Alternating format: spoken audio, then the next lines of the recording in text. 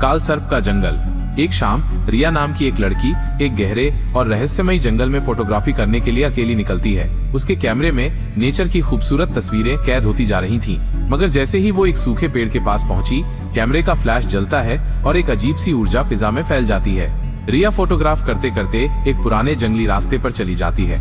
रिया की नजर सामने खड़े 400 फीट ऊंचे एक विशाल पेड़ पर जाती है, जिसकी ऊंचाई देखकर वो हैरान रह जाती है। उसकी शाखाएं किसी मकड़ी के जाल जैसी फैली थीं और उस पर अजीब सी आवाजें आ रही थीं। जैसे जैसे वो आगे बढ़ती है, उसके सामने आती है एक गहरी खाई।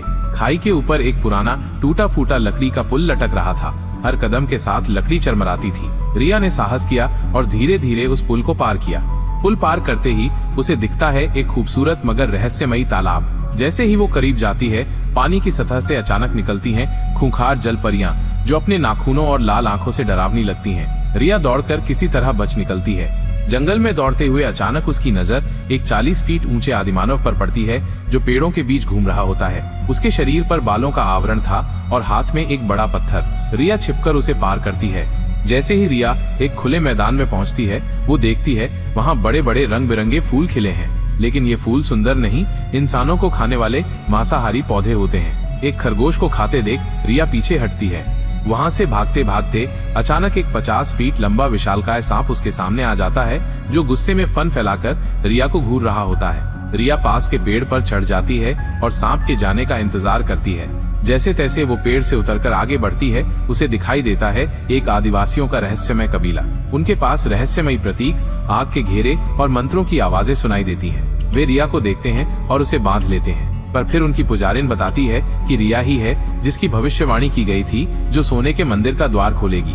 रिया को एक छिपे हुए पुराने सोने के मंदिर तक ले जाया जाता है, जो लताओं और पेड़ों से ढका था। जैसे ही वो मंदिर के भीतर जाती है, वहाँ उसकी रखवाली करता है एक दैत्य आकार का काल सर्प, आधा इंसान आधा नाग। उसकी आंखें आग की तरह जल रही थीं। वो कहता है सिर्फ वो ही मंदिर की शक्ति पा सकता है जो अपने डर पर विजय पाए।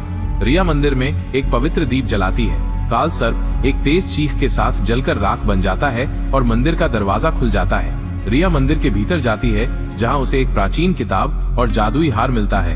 अब रिया सिर्फ एक फोटोग्राफर नहीं, बल्कि उस रहस्यमय जंगल की रक्षक बन चुकी है। इस कहानी की मुख्य सीख यही है कि अपने डर पर विजय पाना ही सबसे बड़ी शक्ति है। रिया एक साधारण लड़की होने के बावजूद उस रहस्यमयी जंगल में आने वाली हर चुनौती का सामना करती है। चाहे वो विशाल पेड़ हो, टूटा पुल हो, खूंखार जलपरियां हो, विशाल आदिमानव हो, मांसाहारी फूल हो या विशाल सांप, वो हर मुश्किल का सामना साहस से करती है। अंततः जब वो काल सर्प का सामना करती है, जो उसके गहरे डर का प्रतीक है, तो वो डर पर विजय पाकर मंदिर की शक्ति प्राप्त करती है। इसलिए इस कहानी से हमें ये सीख मिलती है कि डर स्वाभाविक है, लेकिन उस पर काबू पाना ही हमें शक्तिशाली बनाता है और हमारी मंजिल तक पहुंचाता है। रिया का परिवर्तन एक साधारण फोटोग्राफर से जंगल की रक्षक बनने तक इसी डर पर विजय का परिणाम।